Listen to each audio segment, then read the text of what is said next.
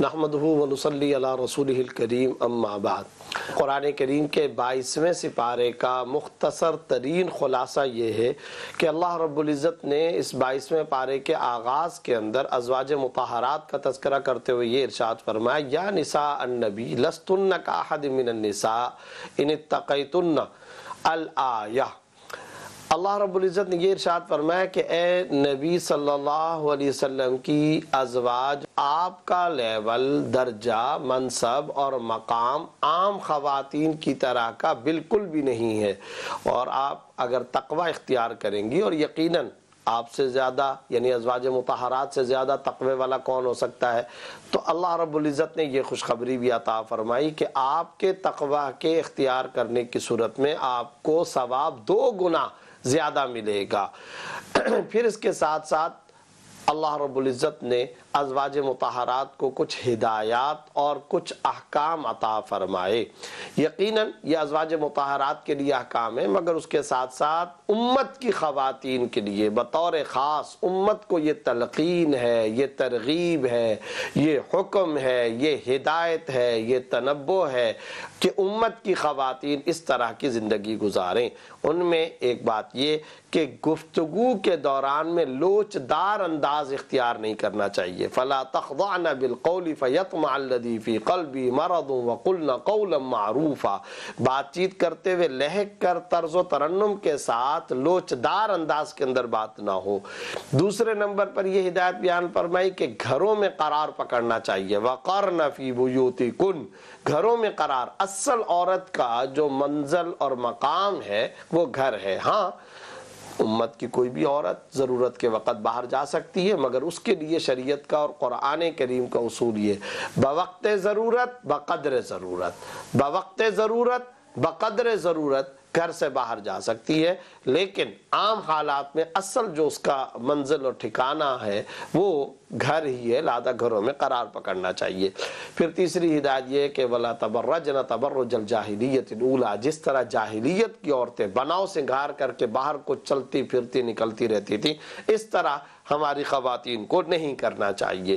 اس کے بعد اہل بیت کا مبارک تذکرہ، انما یرید اللہ لیذھب عنکم الرجس اہل البیت ویطہرکم تطہیرا، کہ اللہ رب العزت نے ان کو نجاست سے ہمیشہ کے لیے پاک کر دیا۔ اللہ یہ چاہتا ہے کہ ان سے نجاست ختم ہو جائے، اہل بیت سے، اور ان کو پاکیزگی، ان کے تقدس کا اللہ رب العزت نے اس آیت کے اندر بیان فرمایا۔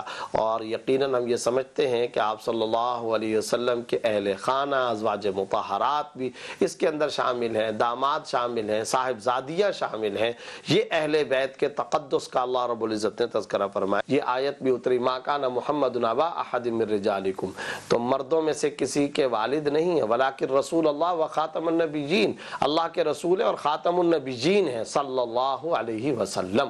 یہاں آپ صلی اللہ علیہ وسلم کے منصب نبوت کے اہم ترین جز کا اللہ نے اعلان فرمایا۔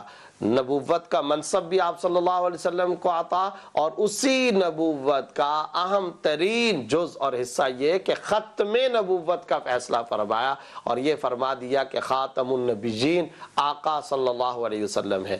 اس کے بعد اللہ رب العزت نے آپ صلی اللہ علیہ وسلم کی چند خصوصیات کا تذکرہ فرمایا۔ ایک تو صفات اور پھر خصوصیات۔ صفات میں یا ایھا النبی انا ارسلناک شاہدا ومبشرا ونذیرا، گواہ، خوشخبری دینے والا، آخرت اور اللہ کے معاملے میں لوگوں کو ڈرانے والا، مبشر و نذیر کی صفات بیان کرنے کے بعد اب خصوصیات یوں بیان فرمائیں کہ یا ایھا النبی انا احللنا لک ازواجک اللاتی آتیت اجورہن الآیہ۔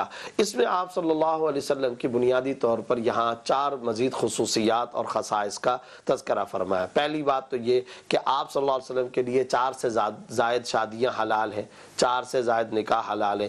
نمبر 2، مال فے کے اندر مال غنیمت کا ایک حصہ مال فے میں اگر باندھی آ جائے وہ آپ صلی اللہ علیہ وسلم کے لیے حلال۔ نمبر 3، آپ صلی اللہ علیہ وسلم کے لیے چچا کی بیٹیاں، پھوپھی کی بیٹیاں، ماموں کی بیٹیاں، کزنز میں سے صرف اور صرف وہ بیٹیاں حلال ہیں جنہوں نے آپ صلی اللہ علیہ وسلم کے ساتھ ہجرت کی ہو۔ 3 خصوصیات۔ اور چوتھی یہ کہ اگر کوئی مؤمنہ عورت بغیر حق مہر کے اپنے آپ کو آپ کے لیے ہدیہ کرے، یعنی نکاح کی پیشکش کرے اور بغیر مہر کے، اور آپ صلی اللہ علیہ وسلم کرنا چاہیں تو یہ آپ صلی اللہ علیہ وسلم کی خصوصیت ہے، اور آپ صلی اللہ علیہ وسلم کو اللہ کی طرف سے اس کی اجازت ہے کہ آپ نکاح کر سکتے ہیں۔ پھر ازواج مطہرات سے نبی کے علاوہ نکاح کی حرمت کا بیان، اور وہ کیوں؟ اگر کسی خاتون کو کسی نے طلاق بھی دے دی ہو، کبھی وہ منکوحہ بھی رہی ہو، تب بھی ایک عام غیور آدمی کی غیرت طبعی طور پر یہ گوارا نہیں کرتی کہ وہ کسی اور کے نکاح کے اندر چلی جائے، تو آپ صلی اللہ علیہ وسلم کے ازواج مطہرات تو ویسے بھی امت کی مائیں۔ اور پھر معاملہ یہ کہ اگر وہ نکاح کے اندر چلی گئی تو اب نبی کی نکاح شدہ عورت سے کسی اور کے لیے نکاح کرنا درست نہیں، اس کا اللہ رب العزت نے تذکرہ فرمایا۔ اس کے بعد اللہ رب العزت نے ازواج مطہرات کا تذکرہ پردے کے تناظر کے اندر، یا ایھا النبی قل لازواجک وبناتک ونساء المؤمنین یدنین علیہن من جلابیبہن، اے نبی صلی اللہ علیہ وسلم آپ اپنی ازواج سے، اپنی صاحبزادیوں سے اور مومنوں کی ماؤں سے کہہ دیجئے کہ وہ پردے کا، عبایا کا، جلباب کا، کپڑے کا خاص اہتمام کیا کریں۔ یہاں یہ بات ذہن کے اندر رکھیں کہ سورہ احزاب کی اس آیت میں اللہ رب العزت نے عورتوں کے پردے کا خاص طور پر حکم عطا فرمایا۔ اور دیکھیں قابل غور بات میری ماؤں بہنوں کے لیے، اس پوری صورت کے اندر آپ احکام سنتی آ رہی ہیں، میں بطور خاص اپنی ماؤں بہنوں سے مخاطب ہوں۔ ذرا سوچیں، آواز کے بارے میں بھی اللہ احکام عطا فرما رہے ہیں کہ ساؤنڈ تمہارا زیادہ بلند نہیں ہونا چاہیے، اجنبی اسٹرینجر مین سے بات چیت کیسے کرنی چاہیے، اور زیب و زینت کا اظہار کر کے اس طریقے سے جاہلیت کے طریقے پہ گھومتے پھرتے نہیں رہنا چاہیے، اور پھر یہ کہ آپ صلی اللہ علیہ وسلم اپنی ازواج مطہرات کو عبایا، جلباب، پردے کا حکم عطا فرما رہے۔ تو ذرا بتائیے امت کی ماؤں بہنوں کے لیے اس پورے پس منظر کے اندر پردے کا تاکیدی اور زبردست حکم نہیں ہوگا؟ یقینی طور پر ہوگا۔ بعض لوگ یہاں پر کہتے ہیں کہ یہ ازواج مطہرات کے لیے حکم ہے، تو بھائی ازواج مطہرات کے لیے اگر حکم ہے یا ایھا النبی قل لازواجک، پھر کہتے ہیں کہ یہاں تو نبی کی بیٹیوں کے لیے حکم ہے وبناتک، لیکن آگے تیسرا جملہ کیا ہے؟ ونساء المؤمنین، مؤمنین کی عورتوں کو یہ حکم دے دیجئے۔ تو پتہ چلا کہ عفت، شرم، حیا اور پاک دامنی کا سد ذریعہ، بنیادی تقاضا یہی ہے کہ ہماری مائیں بہنیں خصوصی طور پر شریعت کے پردے والے حکم کی ترغیب بھی چلائیں، عمل بھی فرمائیں، تعمیل، تاکید، تلقین، ترغیب کا معاملہ کریں، تنکیر و تردید و تنقیص کا پہلو اور رویہ ہرگز اختیار نہ کریں۔ اس کے بعد اللہ رب العزت نے سورہ سبا، اسی پارے کے اندر اس کا آغاز ہو رہا ہے، قوم سبا کا تذکرہ کرتے ہوئے لقد کان لسبأ فی مسکنہم آیہ جنتان عن یمین و شمال کلوا من رزق ربکم واشکروا لہ بلدۃ طیبہ ورب غفور۔ اللہ رب العزت نے تذکرہ فرمایا کہ دراصل یہ جو ایک شہر ہے جس کا نام ہے معارب، یہ یمن کے ایک علاقے صنعاء سے 3 منزل کے فاصلے پر ہے، وہاں یہ قوم رہتی تھی۔ اللہ رب العزت نے دائیں بائیں ان کو باغات عطا فرمائے، اور پہاڑوں کو تراش کر کے انہوں نے باقاعدہ پانی کا ڈیم بنا لیا، اور لہلہاتی کھیتیاں، باغات، پھل، اللہ نے خوبصورت انعامات سے ان کو نوازا، مگر یہ قوم نہ شکری ہوئی، نہ قدری کی، نہ فرمانی کی۔ اللہ نے مخصوص قسم کے چوہے بھیجے جنہوں نے ان کے ڈیم کو توڑا، اور اس کے ذریعے سے یہ ڈیم ٹوٹا اور تباہ و برباد ہو گیا، اور یہ سارے باغات اور یہ ساری کی ساری بستی برباد ہو گئی۔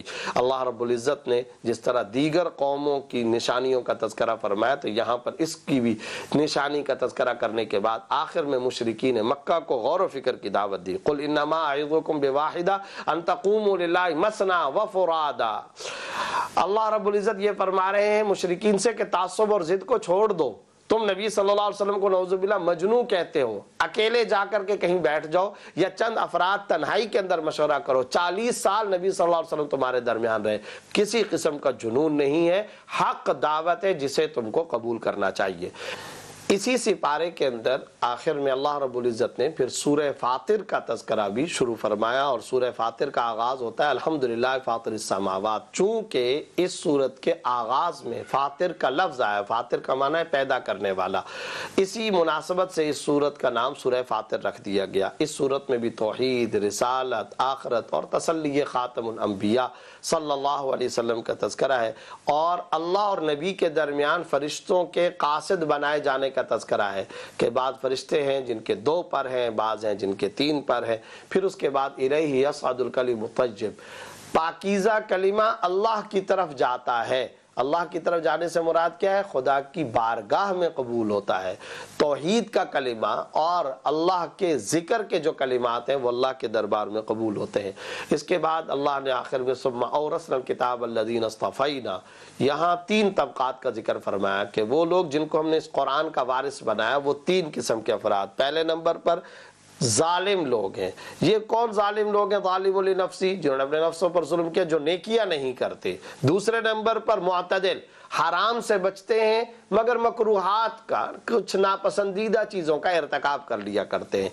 तीसरे नंबर पर जिसका तज़किरा अल्लाह ने फरमाया वह साबिक़ुम बिल खैरात, ये हलाल और हराम का मुकम्मल लिहाज रखते हैं, हराम से इज्तनाब करते हैं और हलाल को इख्तियार करते हैं, मकरूहात के करीब भी नहीं जाते, मुस्तहब्बात और मंदूबात को, खुदा की पसंदीदा चीज़ों को इख्तियार करते हैं। अब इनके हुक्म भी इसी आयत के अंदर बयान फरमा दिए, क्या कि जो साबिकुम बिल खैरात हैं, जो आला दर्जे के लोग हैं, इनको बिला हिसाब किताब अल्लाह रब्बुल इज़्ज़त बख्शिश और जन्नत अता फरमाएंगे। जो मुअतदिल हैं अल्लाह की रहमत से इनकी भी बख्शिश हो जाएगी। लेकिन जो जालिम लोग हैं, पहला तबका जिनका तज़किरा फरमाया, तो ये असहाब आराफ है। नबी सल्लल्लाहु अलैहि वसल्लम की सिफारिश की वजह से बिल आखिर अल्लाह इनको भी जन्नत में दाखिल फरमाएंगे। इसमें काबिल गौर नुक्ता ये है कि इस किताब के लिए हम मुंतखब किए गए, तो हमें इस किताब का सही तौर पर यूँ हक अदा करना है कि इसे पढ़ना भी चाहिए, इख्तियार भी करना चाहिए, इसके हलाल और हराम का पूरे का पूरा लिहाज भी रखना चाहिए, और साथ ही साथ इस किताब की नश्र व इशाअत में हमें अपनी ज़िंदगी भी गुजारनी चाहिए।